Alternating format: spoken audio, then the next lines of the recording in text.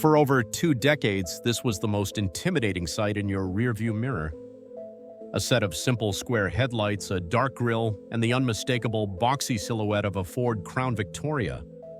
The flicker of a light bar, the distinct lazy rumble of a 4.6-liter V8 engine. It was more than just a car, it was an institution, a rolling symbol of authority.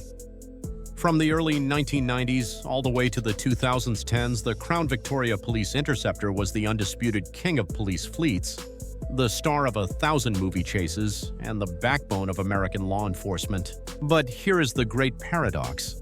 While the civilian world and every other single automaker was rushing towards the future, a future of lightweight, efficient front-wheel drive and technologically advanced unibody cars, police departments across America refused. They stubbornly, passionately clung to this dinosaur. A heavy rear-wheel drive V8-powered sedan with a core design that hadn't fundamentally changed since the 1970s. Why? In an age of high-tech engineering, advanced safety, and a global obsession with fuel economy, why did they reject modern cars for a 30-year-old blueprint? The answer isn't about speed, and it's not about style. It's about brutal, everyday economics and an ancient piece of engineering that was, in fact, a secret weapon. To understand the Crown Vic's 30-year dominance, you first have to understand the car you probably drive today. 99% of all modern passenger cars are unibody. This means the frame and the body of the car are one single stressed and complex shell like an egg. This design is a modern marvel. It's fantastic for the average person. It's lightweight, which gives you better fuel economy. It's incredibly stiff, which gives you responsive handling. And it's brilliant at crumpling in a very specific, predetermined way to absorb an impact and protect you in an accident. But that's the key. It's designed to crumple once. For a police officer, a unibody car is a financial nightmare. Police work is not just driving, it's a full-contact sport, an unforgiving 24/7, 365 job. Officers are trained to hop curbs at 30 miles an hour. They are trained to perform PIT maneuvers, a controlled tactical collision to spin another car out. They navigate the brutal, pothole-filled reality of city streets for 8, 10, or 12 hours a shift. If a unibody car smashes a curb or performs a PIT maneuver, the impact force isn't just felt in the wheel, it sends a shockwave through the entire integrated chassis. The frame itself can be bent by just a few millimeters, and that's it. The car's complex geometry is compromised, the repair is complicated, it requires high-tech laser alignment and frame-pulling machines, and it is astronomically expensive. More often than not, the car is totaled. The Crown Victoria was different. It was the last body-on-frame sedan in America. This was a design that was considered ancient, a relic from the 1950s. Just like a Ford F-150 pickup truck, the Crown Vic was built in 2 separate, distinct pieces. First, a heavy-duty, ladder-shaped independent steel frame.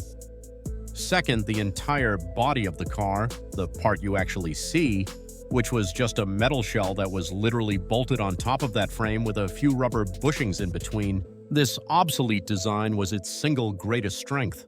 It meant 2 things: durability and repairability. When a cop in a Crown Vic smashed over a curb, hit a pothole, or even clipped another car, they weren't damaging the car, they were just damaging the body. The massive, rugged steel frame underneath, which was designed to flex and absorb impacts, would shrug it off. In most cases, the structural integrity of the vehicle was fine. This was the aha moment for city fleet managers and police chiefs, the people who have to sign the checks. A unibody car with a bent frame was a $25,000 write-off. A Crown Vic with a smashed fender and a bent door? That was a $500 fix. A mechanic in the city motor pool who didn't need a high-tech lab could take a wrench, unbolt the cheap mass-produced steel fender, bolt on a new one, replace the door, and have the car back on the road in a few hours. You could, quite literally, get in a crash, drive the car back to the station, and have it back in service the next day. The car was a tank, a rolling appliance. For a city budget, this was the only thing that mattered. But the frame was only half the story. The car wasn't just a Crown Victoria, it was a police interceptor designated by the code P71. And that badge meant something. It started with the engine. It wasn't the fastest engine on the road. A civilian Mustang GT from the same era could easily beat it in a drag race, but the 4.6-liter modular V8 under the hood was, in a word, indestructible.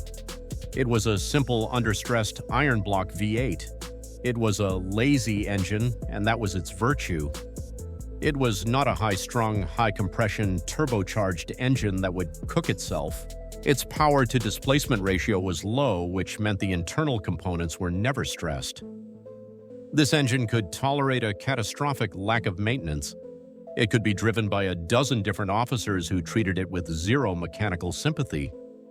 Most importantly, it could idle.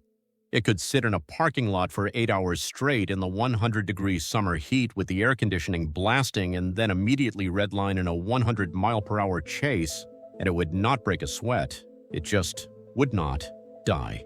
The police interceptor package wasn't just a badge, it was a complete re-engineering for abuse. The P71 package included heavy-duty alternators, we're talking 200 amps, to run the dozens of lights, the police radio, the computer, the radar system, the cameras, and the searchlight all at the same time, often at idle. It had heavy-duty external coolers for every fluid, an external engine oil cooler, an external power steering fluid cooler, and an external transmission fluid cooler, all designed to prevent overheating during a long chase. It had a heavy-duty frame, stiffer suspension, and beefier brakes. The steel wheels were designed to be smashed into curbs and keep going. The interior had vinyl flooring that could be hosed out and a column shifter to free up space for the computer. Finally, it was a proper office. The rear-wheel drive layout, which the rest of the industry was abandoning, meant there was no hump in the front floor. This gave officers precious room for their center-mounted equipment. The car was huge, with wide, flat seats designed to be comfortable for an officer wearing a bulky utility belt with a gun, taser, and handcuffs. And in a high-speed chase, the heavy, predictable rear-wheel drive handling was safer and more controllable for trained officers than a twitchy, lightweight front-wheel drive sedan that would torque steer. So if it was so perfect, why did it die? In a word, fuel. The very things that made the Crown Vic a perfect police car, its heavy steel frame and its old-school V8 engine, also made it thirsty. By the late 2000s, gas prices were soaring, and the government's CAFE, corporate average fuel economy standards, were becoming much stricter. The Crown Vic, with its terrible MPG, was a gas-guzzling dinosaur, and it was dragging down Ford's entire fleet average. Ford was facing billions of dollars in potential government fines. They were, in effect, being fined for every single inefficient car they sold. In 2011, Ford shut down the St. Thomas assembly plant in Canada, and the last Crown Victoria rolled off the line. The era was over, and police departments across the country panicked. They literally hoarded the last models, buying up as many as they could. They were forced to move to the new unibody replacements, the Ford Taurus, the Ford Explorer, and the Dodge Charger. These new vehicles were faster, more high-tech, and had all-wheel drive, but they were also more complex, and as fleet managers quickly learned, vastly more expensive to repair after a minor collision.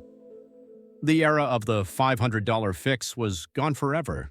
The Crown Victoria was never the best car. It wasn't the fastest, the prettiest, or the most advanced.